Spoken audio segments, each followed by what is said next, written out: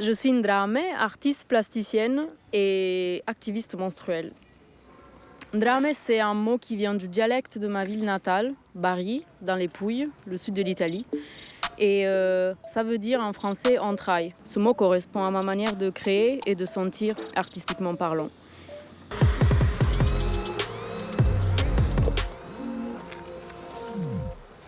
La première fois que j'ai commencé à utiliser le son, j'utilisais le mien.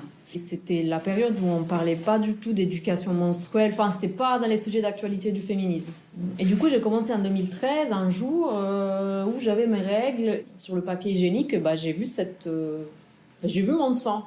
Et pour la première fois, j'ai eu le déclic et je me suis dit que cette tâche elle était belle. Visuellement, artistiquement, je pense que c'est quelque chose de beau.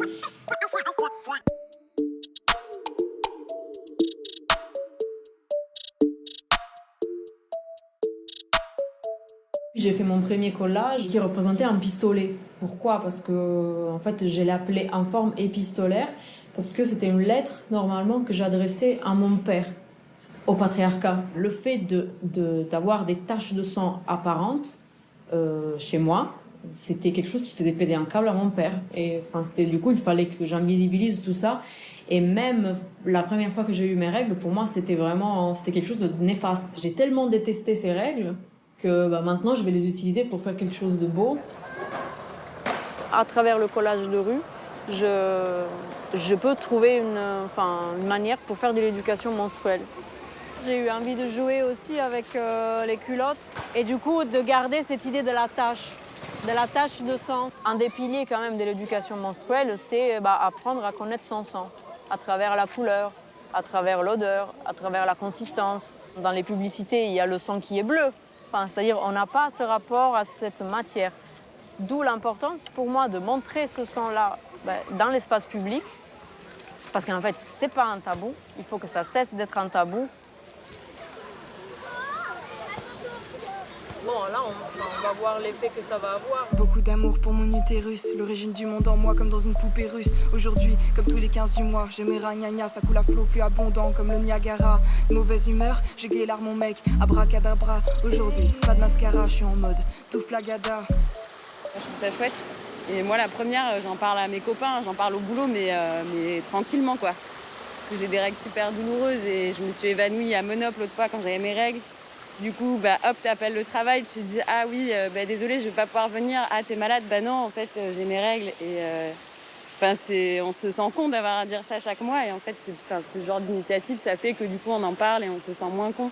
On peut soupçonner que t'as tes règles si t'es de mauvaise humeur. Alors qu'en fait, simplement, si t'es de mauvaise humeur, c'est parce que tu peux être de mauvaise humeur. À un homme, on ne demandera jamais t'as un bouleversement hormonal pour être de mauvaise humeur ? Non. C'est dégueulasse. Alors pourquoi c'est dégueulasse du coup ? C'est quand même quelque chose qui arrive une fois par mois à la moitié de l'humanité. Mais oui, c'est la vérité, mais ça fait pas partie des choses les plus agréables. Même quand c'est le nôtre, on ne se le met pas devant le nez comme ça. C'est normal, c'est la vie, et que c'est pas assez dit, c'est pas assez expliqué. Et que voilà, moi je pense un jour, si par exemple j'ai une fille, je pense qu'il faudra lui expliquer que c'est pas grave, que je pense que c'est important. Ils m'ont dit mais des tampons, je leur réponds non. Du glyphosate et autres agents chimiques dans la minette, c'est pas mon truc, choc toxique, je préfère encore me ficher à faire de la trottinette ou un concert de flûte. Ils m'ont dit mais des serviettes, je leur ai dit ça pue, plus que ma pisse sur un camembert et ça pollue. Plusieurs personnes m'ont dit « Oui, mais pourquoi tu es en train de faire le tampon en expliquant tout ce qu'il y a de toxique dedans ? Parce que ça, on le sait. » Je me suis dit « Oui, c'est vrai, on le sait, mais qui le sait ? Parce que oui, même les réseaux sociaux, on peut avoir accès à tout ça, mais il faut savoir le chercher. Du coup, l'idée de faire de l'éducation menstruelle, même en partant de quelque chose de très basique et de connu, c'est une manière de donner l'accès à des informations à des personnes qui n'y arrivent pas, même à travers les réseaux sociaux. Alors moi, je n'avais pas compris que les tampons périodiques étaient aussi toxiques. Voilà, je ne savais pas. Donc ce collage vous apprend quelque chose ? Oui, c'est bien. Moi, je me suis rendu compte d'un truc, c'est que de plus en plus de femmes mettent par exemple des culottes périodiques. Elles ne mettent de moins en moins de tampons.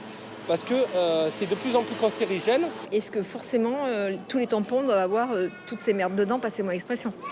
Il y a des tampons bio dans les parapharmacies qui sont beaucoup plus chers, quoi. Donc c'est toujours pareil.